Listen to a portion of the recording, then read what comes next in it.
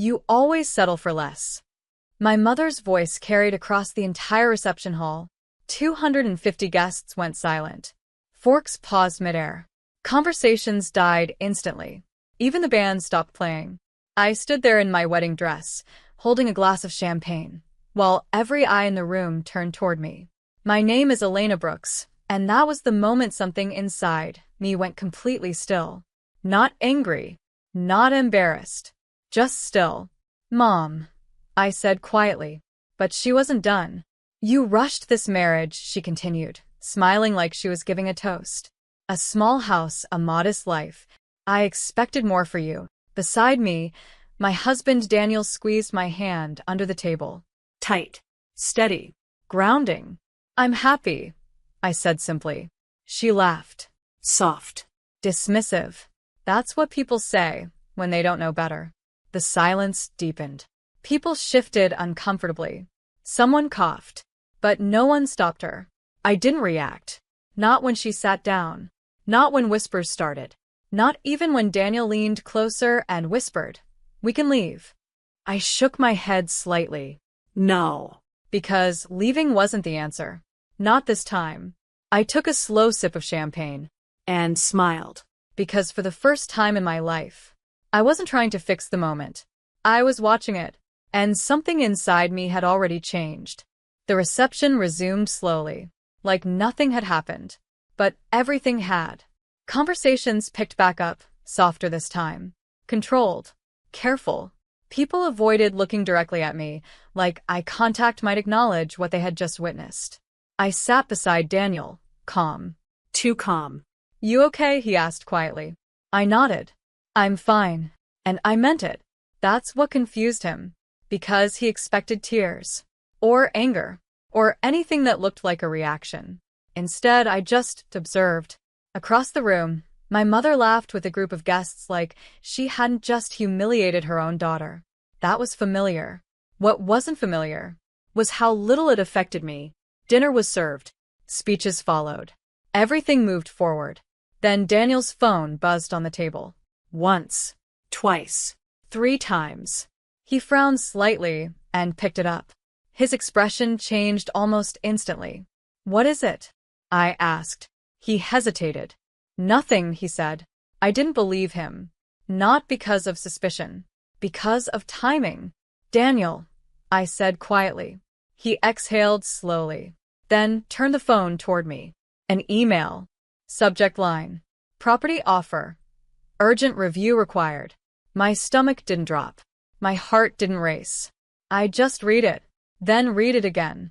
Because the sender wasn't a stranger. It was his father. And the message underneath made everything very clear. "We found a buyer for your house. Let's move quickly." I looked at Daniel. He didn't meet my eyes. "When were you going to tell me?"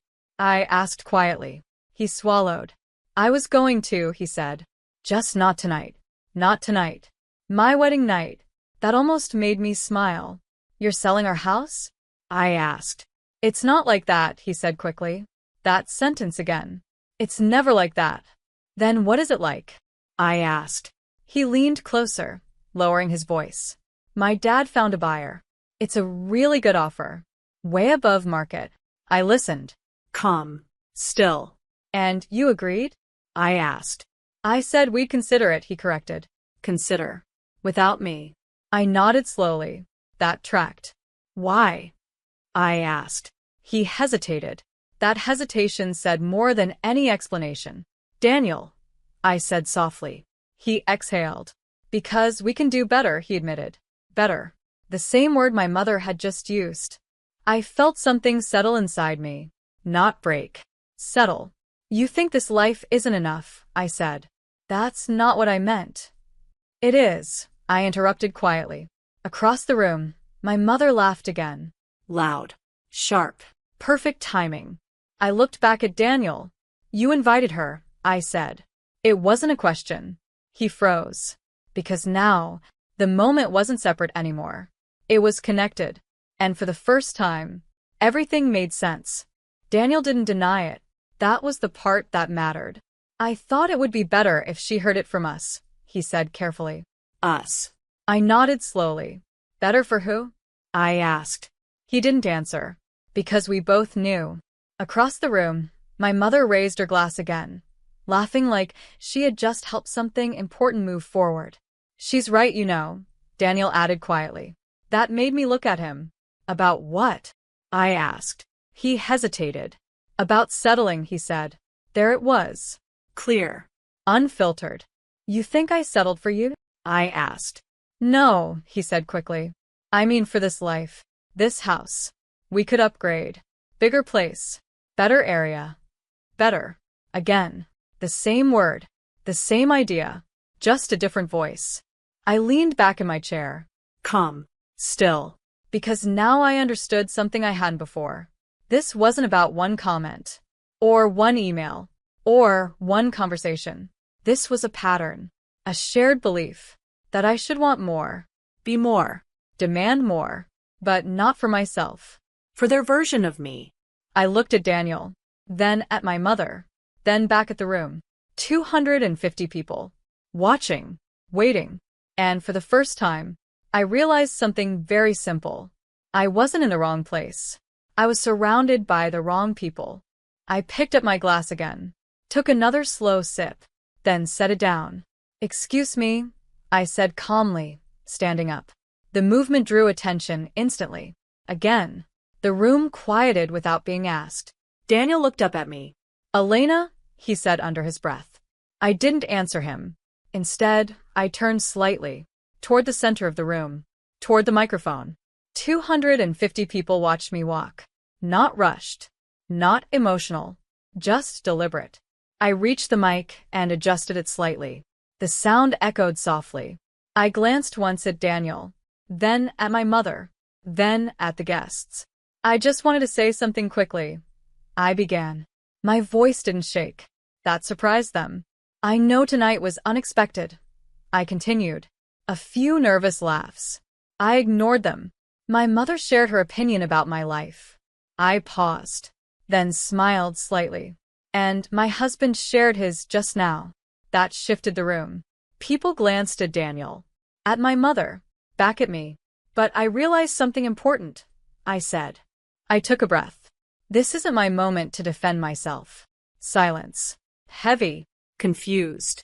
It's my moment to decide what I accept. That landed. Because it wasn't emotional. It was final. I looked directly at Daniel, then said the one thing no one expected. This marriage ends here. The room didn't react immediately. It just froze. Like no one was sure they had heard me correctly. Daniel stood up, so fast his chair scraped loudly against the floor. Elena, what are you doing? He said, his voice low but sharp. I looked at him. Calm. Clear.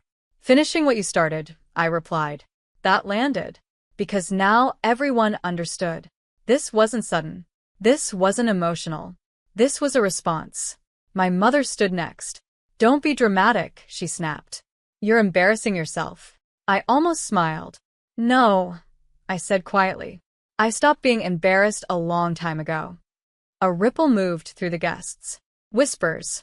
Shifting. People realizing this wasn't a scene. It was a decision. Daniel stepped closer. We can talk about this later, he said urgently. There is no later, I replied. His hand reached for mine. I stepped back. That was the moment it hit him. Really hit him. Because until now, he thought this was temporary. Fixable. Controlled. What are you saying? He asked. I held his gaze. I'm saying you don't get to plan my life, I said. Not with your father. Not with my mother. Not without me. Silence again. Heavy. Final. Because for the first time, they weren't speaking for me. And I wasn't staying for them. No one clapped. No one spoke. That silence said more than anything else could. Daniel's face had changed. Gone was the calm, controlled version of him. This one looked uncertain. Elena, he said, softer now. Don't do this here. Here. That word mattered. Because to him, the problem wasn't what happened. It was where it happened. I tilted my head slightly. Where would you prefer? I asked. He didn't answer. My mother stepped forward again, her voice sharp. You're throwing your life away over one conversation. I looked at her, then at him, then back at the room. One conversation? I repeated. I shook my head slowly. No. This was years. Years of being corrected, adjusted, reshaped. Years of being told what I should want instead of being asked what I did. I took a breath. This just made it visible. That landed. Because now it wasn't about the wedding, or the house, or the comment. It was about something deeper. Daniel ran a hand through his hair. We can fix this, he said. I smiled slightly. No, I replied. You can fix your expectations. Silence again. Because for the first time, I wasn't trying to meet them. I was stepping outside them. I stepped away from the microphone. No rush. No hesitation. Just movement. The kind that doesn't ask permission. Daniel didn't follow. My mother didn't speak. The room stayed silent as I walked past the tables, past the decorations, past the version of a life that had already been decided for me without my consent. At the exit, I paused. Not because I doubted myself, because I wanted to feel it. The shift. I turned slightly. 250 people. Watching. But not judging anymore. Understanding. Or at least trying to. Daniel stood where I had left him. Still. My mother beside him. Tense. For once, they weren't in control of the moment. I opened the door. Cool night air met my face. Clean. Quiet. Mine. Behind me, the room remained frozen in the version of me they thought they knew. In front of me, nothing was decided yet. And that was the point. I stepped outside, closed the door, and kept walking. Not because I lost something, but because I finally stopped holding on to what was never mine to begin with.